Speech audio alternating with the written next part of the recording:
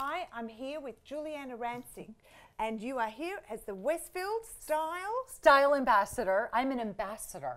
I never knew in my life I would become an ambassador of everything, much less an ambassador of Westfield, so it has to do with shopping, which is fabulous. Well, welcome to Australia. Thank you. Okay, so you have a bachelor's degree and a master's in journalism. You've been a news reporter, an entertainer journalist, an author, and a fashionista.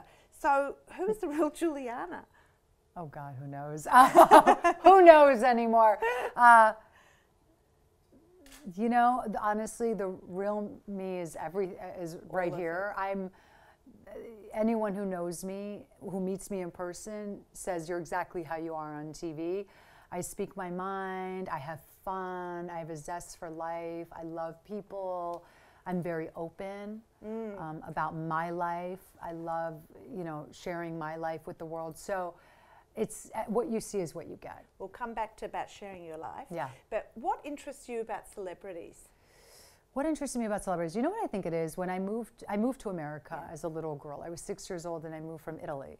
And I remember when I came to America, we ended up moving to Washington, D.C. because we had an uncle who lived there, and we lived with him in his basement while my dad figured out his business.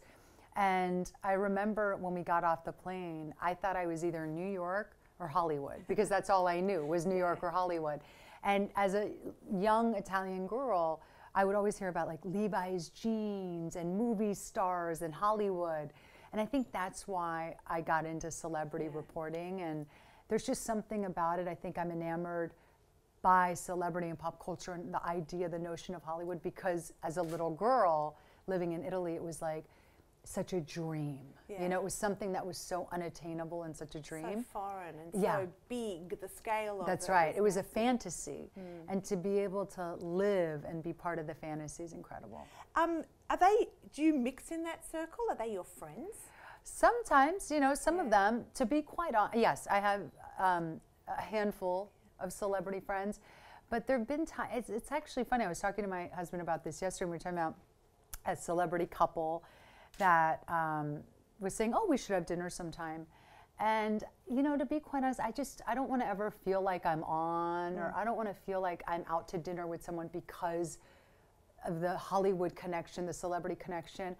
I have so many great friends, and my best friends are people who aren't in the industry. In the show. Yes, who are in the industry, but not like actors and actresses. To me, for the most part, actors and actresses, we just don't have a ton in common. A lot of the ones I've met, and Bill and I are the most normal people you will ever meet in your life. We're just normal, ordinary people with extraordinary jobs. Yes, well, I was going to say with ordinary people with an extraordinary life. Extraordinary life, but we are. I honestly, it doesn't impress me, that stuff. I have no desire to go to dinner with some big Hollywood star or director, because then I feel like I have to be on. I don't want to be on. I just want to hang out with my friends. But yet you've exposed your life, haven't you? You've put your life, yours and Bill's. I mean, I didn't want to get to that yet, but you met Bill when you interviewed him, didn't you, when he won The Apprentice? And what was your first impression of him, by the way? So hot. So ridiculously gorgeous hot. The same impression I just had with him 5 minutes ago. We were taking some pictures, and I was looking at him, and I was like, God, he's so hot. Like, he's so gorgeous. And but you know what it was? The very first impression, when I first met him in person, I was swooning. I mean, he's 6'4", gorgeous, like all American, the hair, everything. And see, there I go with my Italian thing, all American, like Levi jeans. Anyway, but I saw him for the first time playing The Apprentice, or being on The Apprentice. He won the first season of Donald Trump's Apprentice, and I watched him every week. It was the highest rated Apprentice ever. His finale, 26 million people watched that finale. It was a monster. It was the first season. And you got him. And I got him. Of the 26 million, I was the one. No, but I watched him, and I thought he was gorgeous, but I loved the way he played the game. I loved that he was classy. He didn't stab anyone in the back. He didn't worry what everyone else was doing. He worried about himself. And that's what I try to do in work, too. In the 13 years I've been at E, so many people come and go. But I think the reason I've been there so long is because I don't even know where the president's office is. I have no idea. After all these years, I don't know where any of the executives' offices are because I don't care. I don't need to go up there and say, can you put me on this assignment? Or can I do what I'm assigned. I do my work, and I hopefully someone notices. But it's not, I don't like make you notice. Do you know what I mean? And well, you're not that's a game player. Not a game player. I don't play office politics. Okay, I'm jumping all over the place, but let's go back to you and Bill, very open about making your lives public, you know, with the show. Why so public? And knowing everything that came afterwards, would you have embarked on that?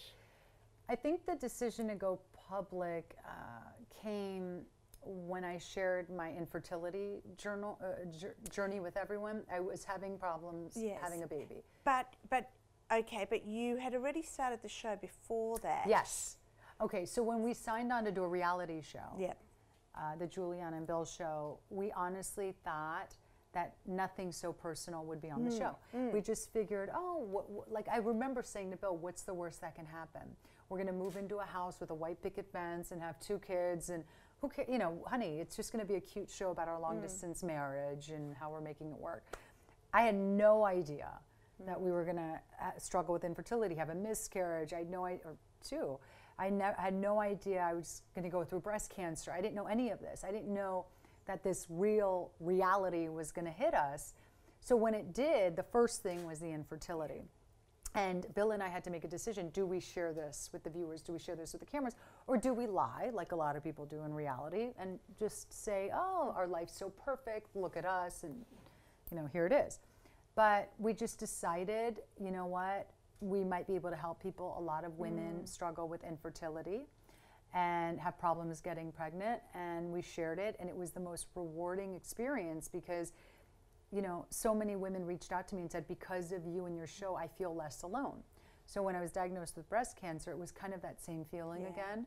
Bill was the one who said to me, remember how you felt when you shared your infertility? Honey, you could help so many women. And you know, the feeling of a woman telling me on the street, because of you, I got my first mammogram. You know, it's still always to this day when I use that example, it kind of, it chokes me up a little bit, because I never expected to make that sort of an impact. You know, I thought I was just going to report on Gwyneth Paltrow's fashion on the red carpet, or who Britney Spears is dating. And the fact that I'm able to use my job and platform to help other women, to make a difference, to change a life, to maybe save a life, and which I've heard I've done as well. Women will say to me, I found my breast cancer because of your journey, and I'm going to be okay. And I go, wow, that's extraordinary. So so looking back, would I change a thing? Absolutely not. It's a lot. No way. It's a lot of pressure, though, isn't it? I mean, it's quite a responsibility, and you obviously do feel that responsibility. Yeah, I do. I mean, you know, yeah, it is. And you also have to be very careful, because you have to be very clear that the decisions you make, whether it's for infertility, IVF, surrogacy, breast cancer, you never want to preach or influence people to do what you're doing. So I'm very, when it comes to treatment, things like that, I try to be a little more vague, because I never want to influence someone. They need to do what's right for them. And I always encourage women, go to your doctor, get a second opinion. Just because a double mastectomy was right for me doesn't mean it's right for you. And so I never ever want to give women kind of, you know, I don't want to influence them in that way. Their medical advice. No way. It's more about support. It's more about support. It's letting them know that, you know, what I loved about the infertility journey was that so many women said to me that their family and friends and coworkers understood what they were going through now that they saw our show. So people would go up to women and go, oh, by the way, I'm so sorry, you know, you would kind of mention that you couldn't have a baby, but I was watching the Giuliana and Bill show and I felt so bad for them, and now I know what they're going through, and now I know what you're going through. And that made me feel so good, like that women were benefiting from our show.